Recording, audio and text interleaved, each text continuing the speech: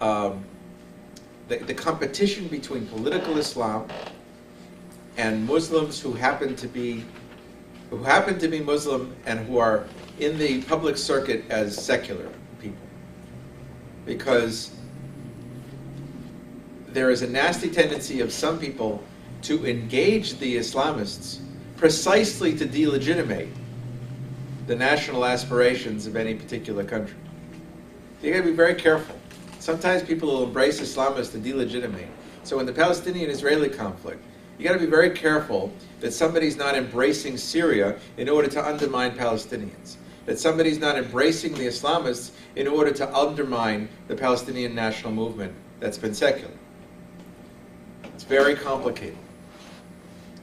But all of these debates should ideally happen in a public discourse of realism. What's most likely to create the best outcome? And if you can argue that the best outcome, with the least amount dead and the least amount resources wasted, is to engage Japan in 1937, or to engage them economically, be very generous, or today with Hamas, to have them at the table, but somehow find a way to not give Palestine over to them. And the same thing in Lebanon, engage Hezbollah, but find some way to not give Lebanon over to Hezbollah and their proxies in Iran and Syria. How do you do that? Then that's actually may end up being more realist than the realist position that no, we gotta just smash these guys because they're dangerous, because political Islam is inherently dangerous. But that may end up being a more waste of life and waste of resources. I mean, if we knew before Iraq, the amount of money that's been spent on the Iraqi war it boggles the mind. I think we're going to be paying for generations just for the interest. The interest alone is $25 billion a year. Just the interest on what we owe now because of the war. And if you think about what could have been spent before in order to,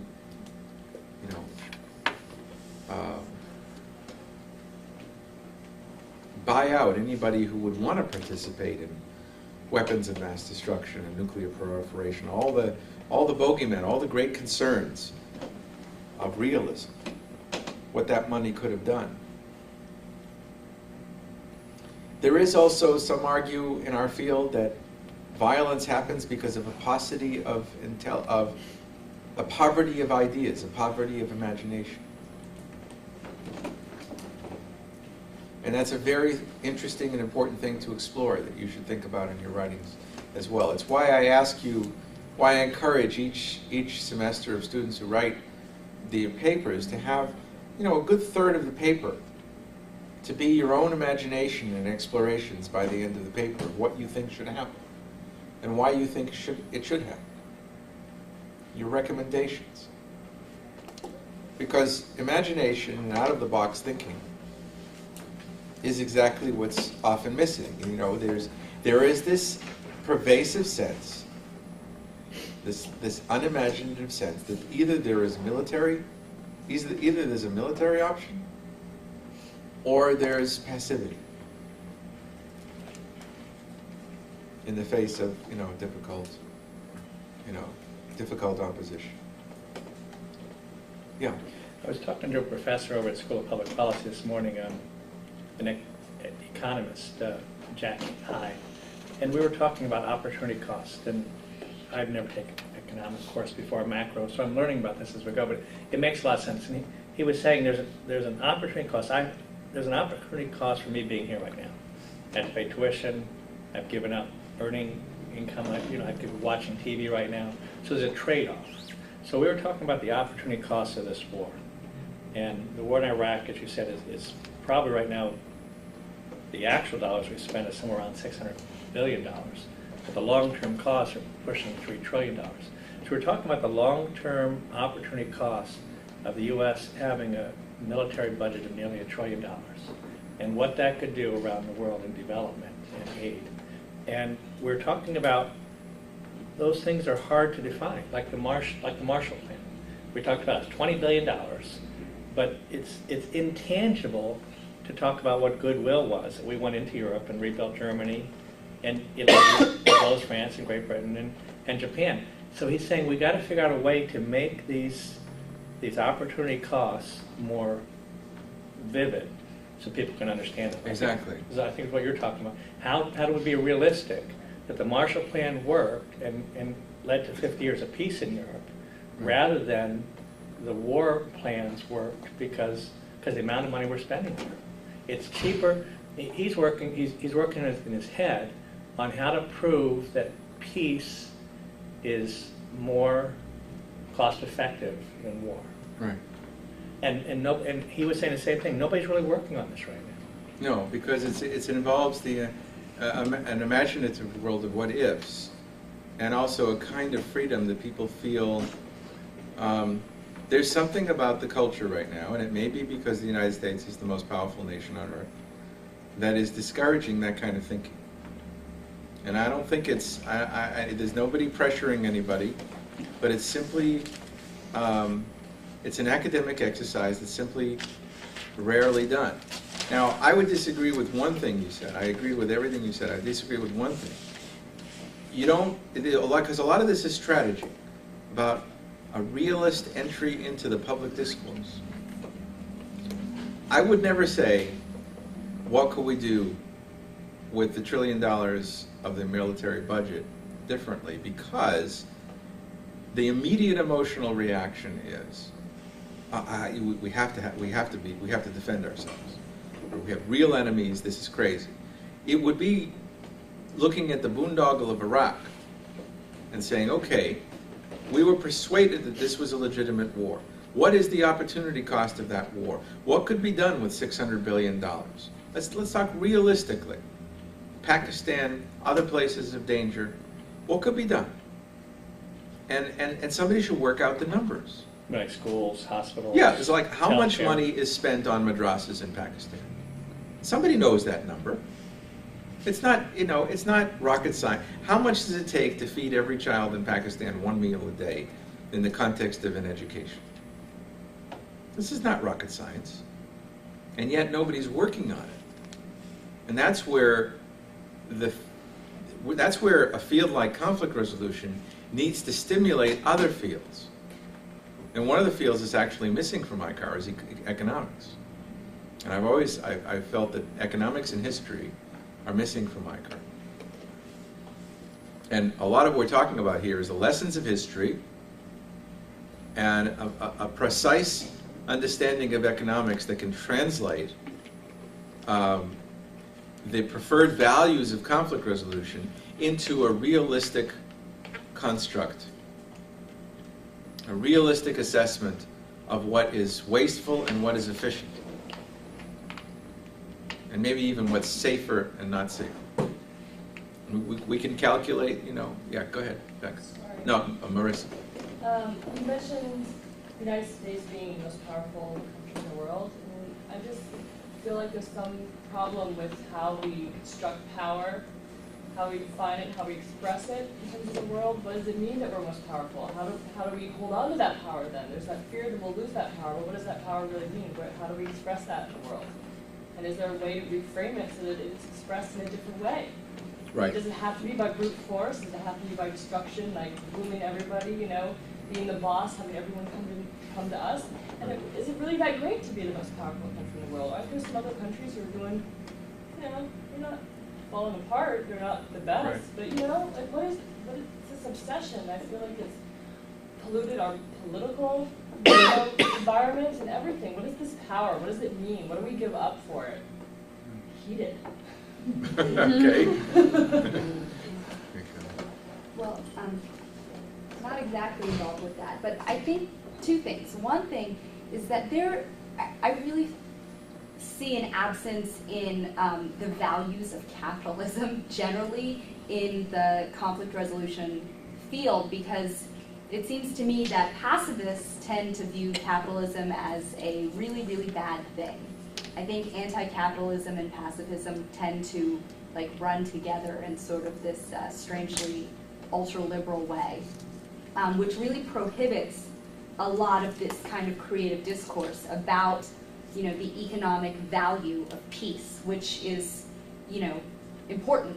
And also, it really, I mean, there are a lot of people that, when you make an economic argument, I have a lot of very firm Republican friends who, you know, they're very pro-war, they're military families. When you make an economic argument about the cost of this war and how it literally affects their children and their children's education, they do a 360 real fast, or a 180 actually. You know, and I think there's an absence of that that's very problematic because of The left-right divide. the left-right divide. Exactly. And additionally, I'm not a conspiracy theorist, but I have an aunt who is, and she really draws a connection between the space race and the focus on, you know, the left brain, you know, math and science and things like that, in the school system of the like late 50s and 60s, and what's happening now in terms of a lapse in creative thought in nonviolence and solutions to global warming and all of these things. I just wanted to I don't think bring you it need to up. be a conspiracy theorist to see that an exclusive focus on development, expansion, capitalism will demand and need much more of the hard sciences. And then there are debates back and forth because sometimes the people go too far, and you do need imagination. But a lot of it is is geared towards expanding the system.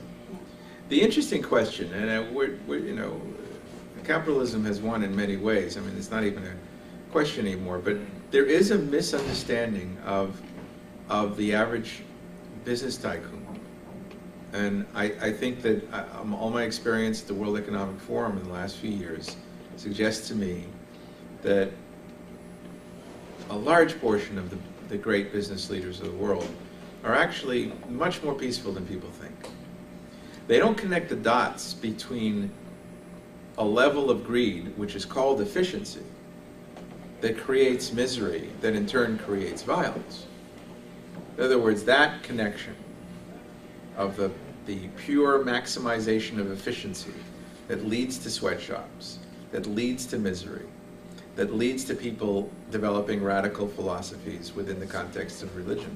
That they don't necessarily get as much. But they're not itching for wars.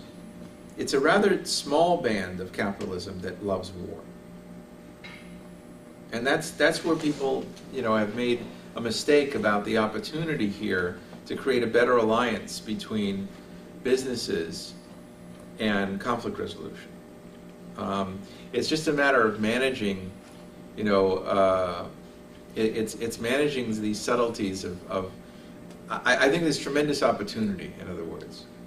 And it's not, especially now that we've had this catastrophe of Iraq, and also an evolving business culture in Europe that is very pacifist, actually. There's a lot of things emerging that are possible here as alliances. So, yeah, I do want to. One thing I wanted to. Yeah, go ahead. And I want to get back to Marissa's thing in a second. Go I ahead. want to get back to the previous point about conflict prevention. Yeah. I think the biggest barrier there is like if a conflict doesn't happen, then you can't really, there is really no evidence to say that, oh, we Right. prevented it. Because if Exactly. it didn't happen, how do you know you prevented it? I think it is the difficulty in getting these programs off the ground or anything, is that how are you going to prove that we saved this much money by preventing that conflict? Because if a conflict happened, we can say, oh my God, we wasted this much money on the conflict that happened. But how can you like quantify something that didn't happen? Or you prevented? Yeah, well, it's a great question, but I think it's a poverty of imagination, because let's take, you know, what do you do in science when you want to experiment? You have a control group, and then you have a place where you do something, and there's a place where you do nothing. So let's take North Korea and Iraq, or North Korea and Iran. And in one place you aggressively moved, under one administration you moved towards agreements, and then after 6 years of not, suddenly you do, in order to shore up your Asia theater, because most of your conflicts are going to be in the Middle East. Whatever reason, you can calculate and ask yourself, what would we be spending right now on a North Korean crisis? Let's play out a couple of scenarios. Let's say it was just deteriorating and they were building more nuclear weapons and so on, and what would that require from the Japanese industry and the nuclearization? Would Japan be developing a nuclear weapon right now? They would have to, right? There would have to be nuclear weapons development. Maybe the United States would be putting far more ships in that region. What does that cost? But let's say it was worse than that. Let's say there were shots fired between North Korea and South Korea. What would immediately happen? We can calculate that in terms of the cost. What would worst case scenario? Nuclear exchange. North Korea can wipe out Seoul in a second. It's right across the border. Be a few million dead. What would it cost to conduct an unconventional war with North Korea?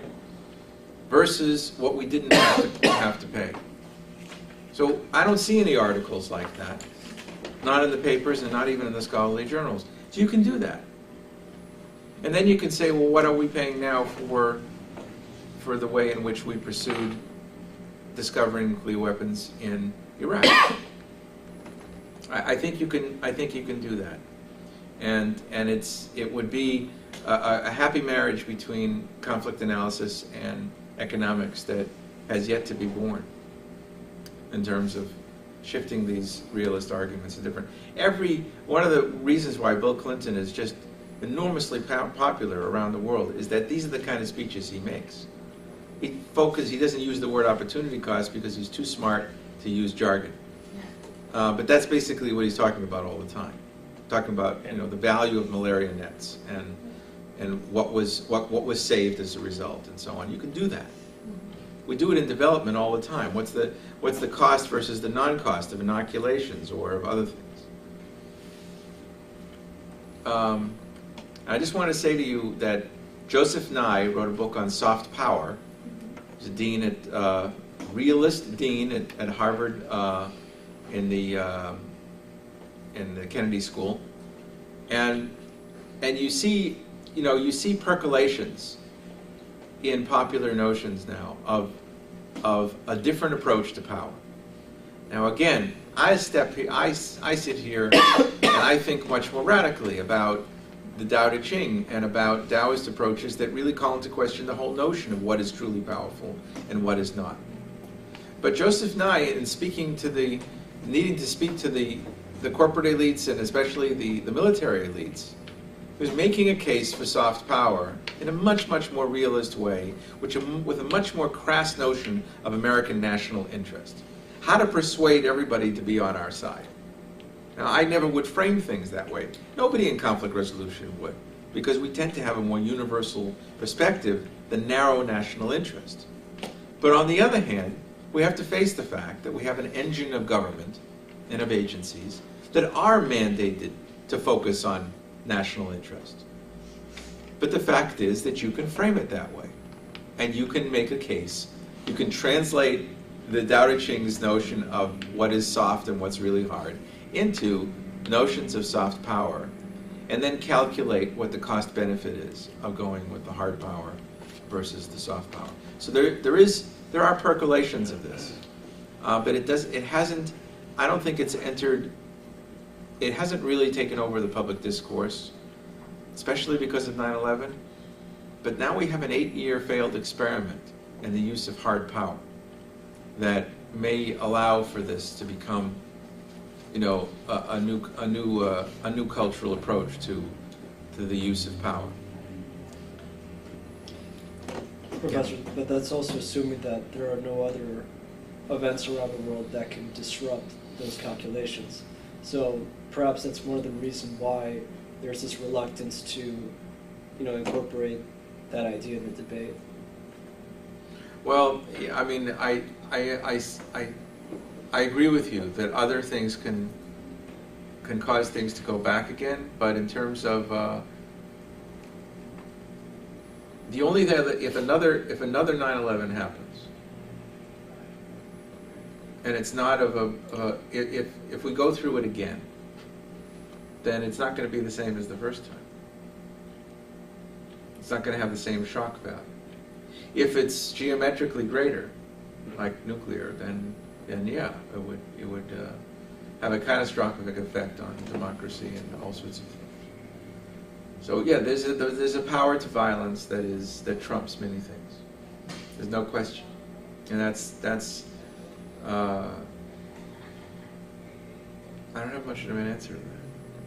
But the other No. issue you were talking about in trying to do a cost analysis is, Rumsfeld told us that the war in Iraq would cost $50 billion.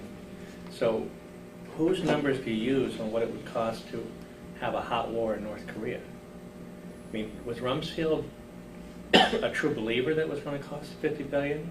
Or was he just misleading us all? Because that number is so below the par. I wouldn't be surprised if I think that his my personal opinion is that his understanding of human nature is so thin that he honestly thought that he could get away with doing that. So when we talk about North Korea with the It's hot just war, wrong. how much money do you put in that equation? $50 billion because they're poor and they don't have the real wherewithal to fight us, and do you know what I'm saying? No, but you also have to. I mean, like for example, let's say you are risking a nuclear incident with North Korea. So they do fire a weapon and 1 million people die. What is the cost of 1 million people dying to a modern economy? You have what South Korea's economy, how interactive is South Korea's economy with the rest of the world? I'd say it's highly Pretty interactive. big, yeah. So we don't even have any contemporary examples of what kind of impact the destruction of South Korea, because it would really only take, I mean, people overestimate these kind of things. One nuclear weapon is enough to set a country back, for generations. Sure. And in this delicate modern economy that we have, you just imagine. Well, calculate it. What would happen if all of South Korea's products and its interaction with the world would just disappear? I think we can calculate that. It would it would be in the trillions. Sure. Or worse, Japan's. And the same with, Tokyo.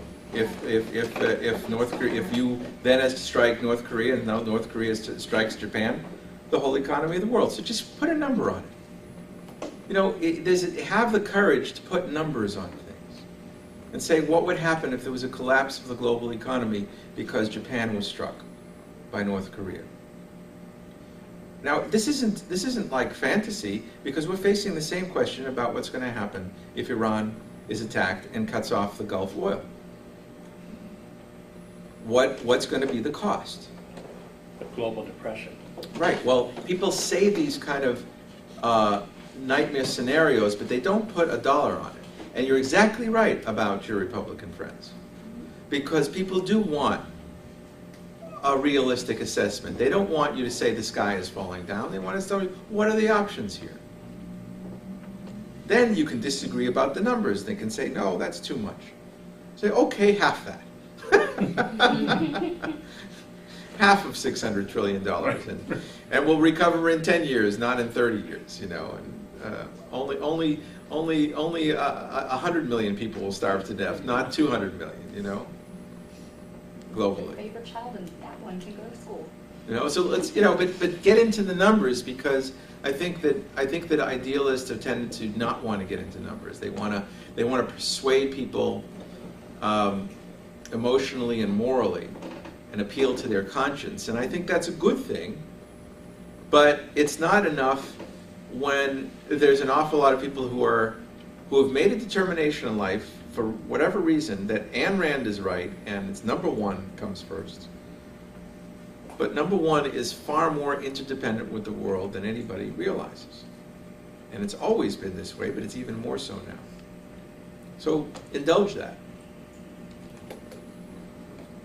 I think I want to try to move on, but if somebody hasn't spoken yet, I think we should move on to the things that we're going to cover today.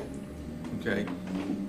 because this was a good digression, but I want to move on to finish up some of the themes in the the Arab-Israeli conflict, okay? Share with you some stories and then have you reflect on them, okay? So let's take a break until 6, He's not going to be here. and then we'll come back.